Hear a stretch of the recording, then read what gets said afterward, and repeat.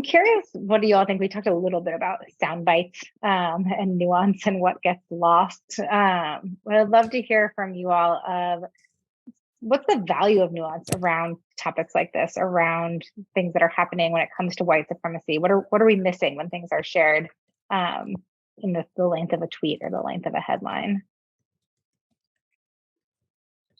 I mean, just like really obviously, like this, the context. I think like you don't know what else is happening, and I think especially as we get into this like share and reshare um, uh, kind of culture, very few of us are actually looking into and researching where this came from and if this is actually true.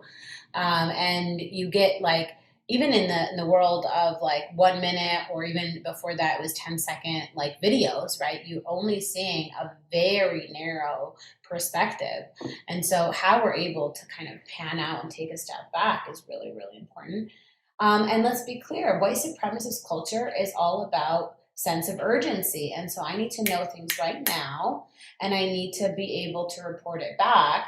And knowing is useful. So people will jump in, they'll see those headlines, they'll report it back to others, and it just like snowballs out of control, right? So I think that's the harm. We don't have time to do more, to learn more, to ask questions, to actually think if this is valid or invalid. And again, a tool of white supremacy. And anyone who's in this webinar and has not looked into the ways in which white supremacy, the tenets of white supremacist culture, please Google that.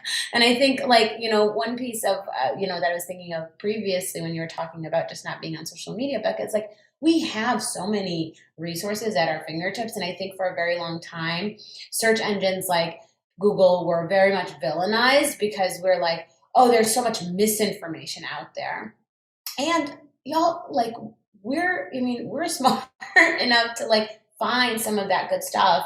And I think be able, again, to normalize being able to make mistakes.